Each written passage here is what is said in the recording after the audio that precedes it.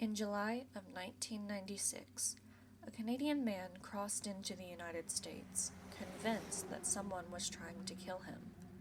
5 days later, he was found dead in a Tennessee parking lot, his pants down, cash, gold scattered all around him, and no clear suspect in sight. This is one of the strangest unsolved cases in modern true crime history, and tonight we will explore what really happened to Blair Adams on his final journey. To begin, Blair Adams was born December 28, 1964, under the name Robert Dennis Blair Adams, in Surrey, British Columbia, in Canada. He continued living in the area and was employed as a foreman for a construction company under his stepfather. The year prior to all the events that we are discussing, he had been working in Frankfurt, Germany, but returned back home by late 1995. Colleagues described him as an abrasive and confrontational man who would sometimes cause fights.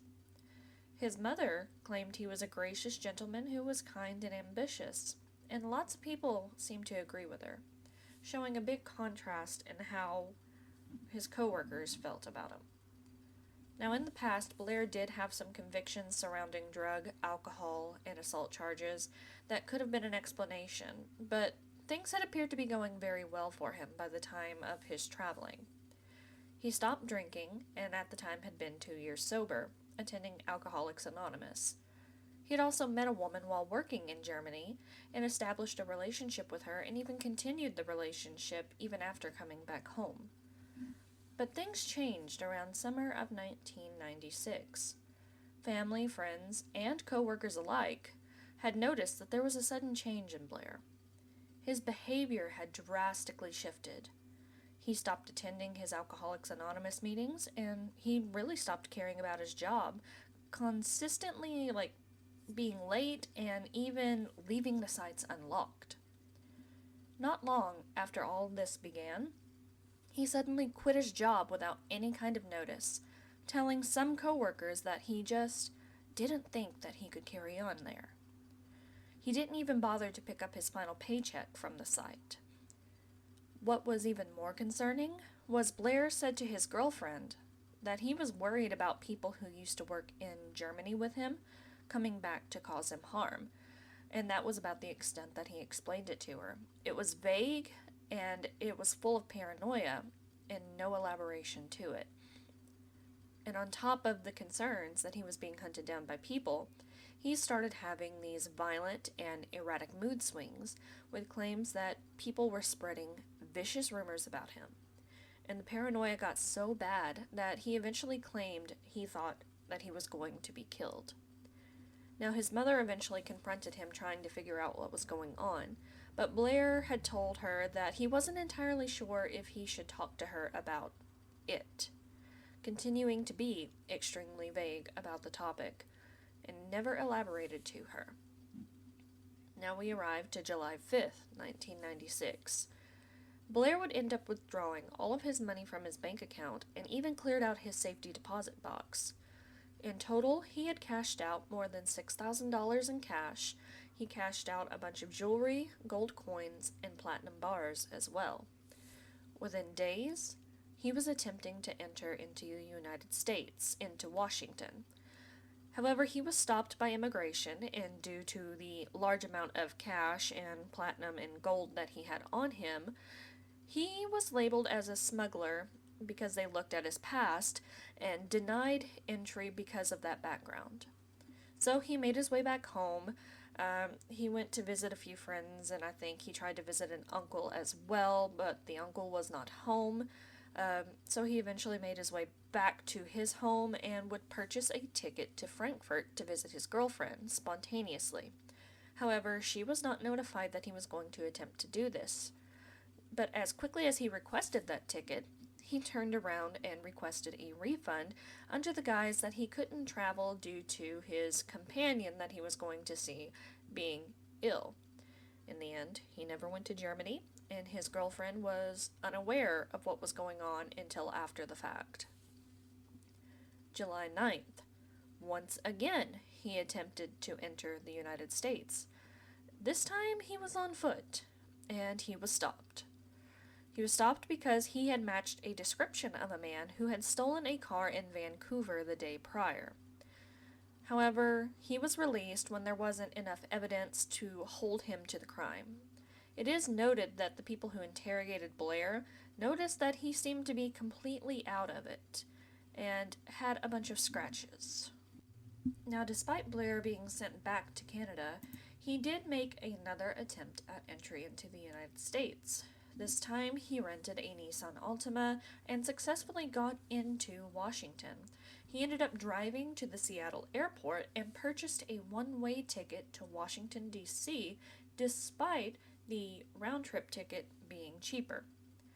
Now, once in D.C., he turned around and rented a Toyota Camry and made an impromptu trip from D.C. all the way down to Knoxville, Tennessee. And it's believed that he knew nobody in this area. He had no ties whatsoever. So he made it into the state by the late afternoon, around probably 5 o'clock in the evening, July 10th, 1996. Now, once in the Knoxville area, he pulled into a gas station off of Strawberry Plains Pike and asked the attendant for help because his car would not start. The employee called for assistance, and the assistants arrived, and they found out the reason why his car was not starting after he had made this pit stop was because he was trying to start the Toyota with the Nissan key, the key of the car that he left back in Washington, D.C. They informed him and said if he had driven the car all the way up to the station, then of course he had to have the Toyota key in his pocket, but Blair was adamant that he was not going to look, and it appeared to be that he was confused. The attendant said, though, he didn't appear to be on any kind of mind-altering substances. He wasn't on drugs, didn't seem like he was drunk, or anything of the sort.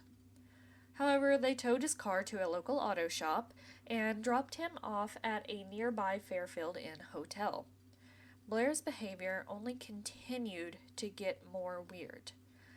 He lingered in the lobby. There is footage showing him just loitering there, and he was entering and exiting the hotel several times before he finally went up to the desk and paid for a room with a $100 bill and quickly left without even getting his change. Now, even the desk clerk thought that he was acting strange. He seemed like he was nervous and extremely agitated. And later on it would be discovered that he never actually entered the room that he booked. And the last time that he was ever officially seen would be 7:30 p.m. July 10th, 1996. Now we're going into the next morning. The Knoxville police get a call around 7:15 about a possible homeless man sleeping by a construction site by two construction men. This place was not far from the hotel that Blair was last seen at. When the police arrived, they discovered, of course, a dead body. It was not a sleeping homeless man. And this body belonged to Blair Adams. And it was surrounded by all his cash, jewelry, gold and platinum bars. His fanny pack was scattered as well.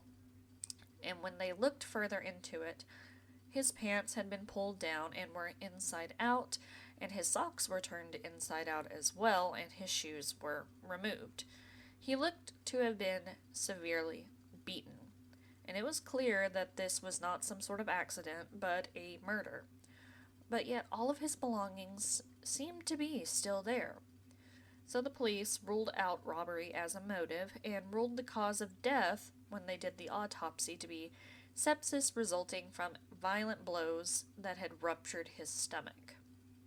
They had also hinted at potential sexual assault, but they really didn't elaborate further on that. All they could theorize was that he was in an area known for prostitution, and that's why they wanted to hint at it, but there wasn't anything necessarily concrete that they could hook on to. They showed that his belongings seemed to have been thrown about, including all forms of his ID, his credit cards, his hotel, and his car keys, as if he had been, like, all this stuff had been thrown from a moving vehicle. Looking at the crime, there was little witnesses or even evidence in the area. They had a lead of a security guard, and this security guard was nearby and had heard a scream around 3:30 in the morning, July 11th. But he claimed it sounded more like a woman's scream instead of a man's scream. And in Blair's hand, they had found a single long strand of hair. But of course, it turned up to be a dead end, and DNA profiling and stuff back then was not as good as it is today. When they did a toxicology report, they found that there were no drugs or alcohol in his body. And the police started to look at the wounds on Blair and said that the positions of them looked like they were defensive wounds. He was trying to protect himself. The wound on his head appeared to be from what they thought was either a club or a crowbar, and while they did rule out the robbery, they couldn't necessarily confirm if all the cash that was there was all the cash that Blair had at the time of his death. The police eventually figured out who Blair was and what his background had been, and they went and spoke with his mother, who admitted she thought that he was going to go see an upcoming Olympics game, but he had been acting extremely weird, and she never got any verification from him. One thing the police would agree on was this wasn't just a suicide or some sort of accident. Given the manner of the wounds, they just didn't know exactly what had transpired the night that Blair had passed away. The entire case is an extremely perplexing one, and over all these years, there hasn't been a single credible tip to come forward. Now, in 2010, there was one thing that came up with two women who claimed to have seen Blair talking with a man outside of a nearby Cracker Barrel restaurant. So there was like a sketch, I think, of the man done, but the sketch looks oddly a lot like Blair, so I don't know if that's necessarily credible.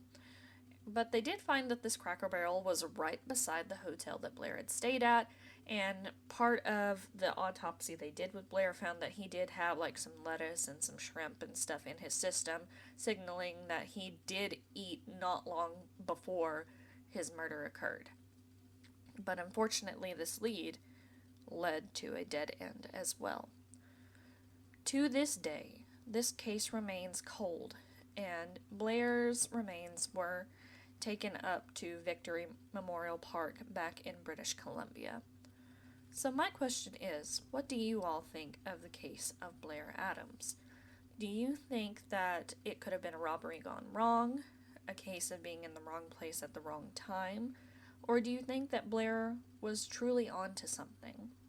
I would love to hear your thoughts. Please feel free to reach out at manicmanorpodcast@gmail.com. You can reach out on Facebook and Instagram as well, or you can comment on YouTube. So until the next episode, I hope you all have a wonderful day. Good night.